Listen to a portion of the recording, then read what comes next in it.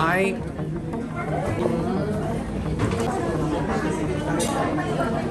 It's such a hard situation and it's something hard to answer, and I don't want to comment.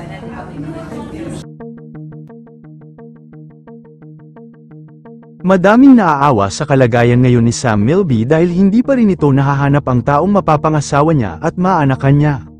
Dahil sa kumpirmadong balita sa hiwalayan nila ni Miss Universe Catriona Gray. Last year February 2023 na-engaged si Sam Milby at Kat.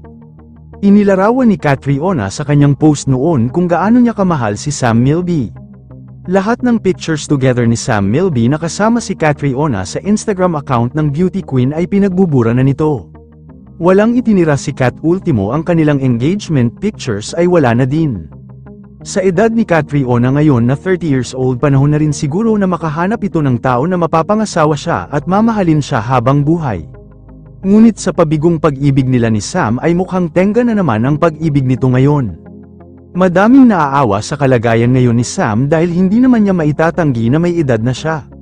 Dahil 40 years old na si Sam Milby at mapa hanggang ngayon ay wala pa rin itong pamilya at wala pa ring anak.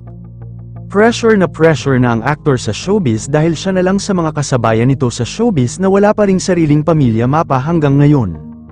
Ano ba ang totoong kasarian ng aktor at bakit nai-issue ito na hindi naman talaga tunay na lalaki at isa talagang paminta? Dahil sa malambot na paggalaw nito at sa mga kilos nito sa showbiz. Matagal nang palaisipan sa publiko kung ano ba talaga ang tunay nitong pagkatao. Matagal na ding issue sa aktor na totoo siyang gay at hindi naman talaga lalaki, ngunit tinatago lang raw nito upang mapangalagaan ang kanyang career. Kahit ano pa man, kung isa siyang lalaki ay panahon na siguro na makahanap ito ng babae na mapapangasawa niya at bibigyan siya ng masayang pamilya. Malungkot man isipin na hiwalay na sila ni Catriona Gray, parang kontrata lang yan sa showbiz kapag expired na ito, mapawawalang bisa na nito ang ugnayan nyo sa isa't isa. Hindi pa man huli ang lahat kay Sam Milby dahil bata pa naman ito kung tutuusin, dahil lalaki naman siya at anytime pwede siyang makabuntis. Yun lamang po. Ano ang masasabi mo sa balitang ito? Comment mo sa ibaba. Huwag kakalimutan i-like ang video na ito. Maraming salamat po sa panunood.